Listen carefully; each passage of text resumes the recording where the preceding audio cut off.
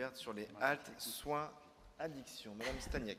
Oui, Monsieur le maire, un petit rappel, puisque effectivement, il y avait une loi de 2016 qui autorisait l'expérimentation des places de halte soins addiction à titre expérimental, que deux villes ont eu la possibilité de s'engager rapidement, Strasbourg et Paris, que Lille a travaillé un dossier, je voudrais quand même encore une fois le rappeler, avec l'ensemble des partenaires qui sont dans la commission addiction, que ce soit les Sicarudes, les associations, le CHU de Lille, que ce travail avait été présenté au conseil de quartier du Faubourg de Béthune et au conseil de quartier de Oisem, que nous avions travaillé avec le commissaire, je ne sais plus comment s'appelle, le commissaire de Lille, ainsi que Madame la procureure, de façon à déterminer le périmètre qui devait être autorisé, et que ces lits étaient, enfin ces places, ce ne sont pas des lits,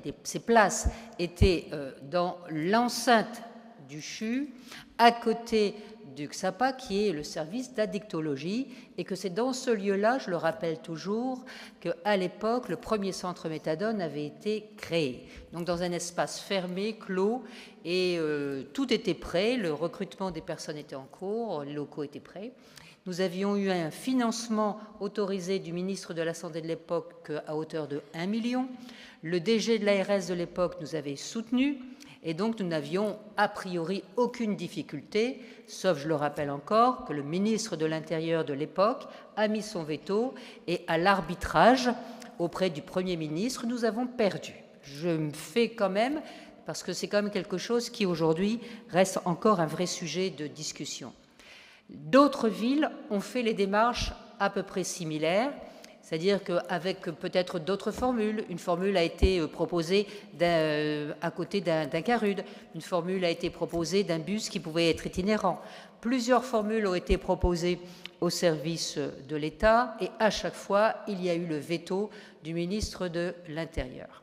Les villes aujourd'hui qui sont inscrites dans le réseau des villes santé, réseau national, ces villes, aujourd'hui, réinterpellent à nouveau les ministères, parce que le constat est que, bien évidemment, cette possibilité de réponse aux soins est un élément dans un panel de réponses. Ce n'est pas la solution, mais dans un panel de réponses, cela peut être quelque chose d'important. Et quand on voit dans notre ville des personnes qui consomment dans un état extrêmement grave en termes de santé, cette possibilité d'avoir une salle spécialisée reste d'actualité. Et donc les villes ont souhaité faire une démarche nationale, puisque cette expérimentation prend fin à la fin de l'année, en décembre, car aujourd'hui, Strasbourg et Paris, qui ont les salles, je le répète, n'ont aucune information d'une poursuite possible.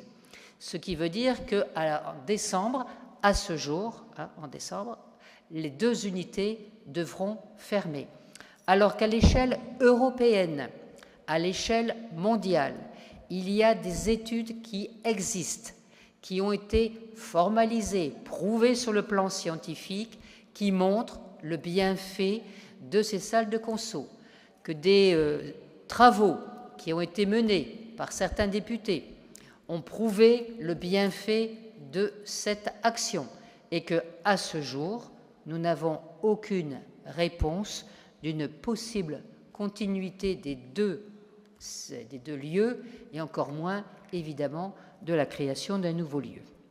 C'est pour cela qu'aujourd'hui, nous présentons cette motion qui nous semble importante pour pouvoir soigner, et j'insiste sur le thème soigner, des personnes qui consomment.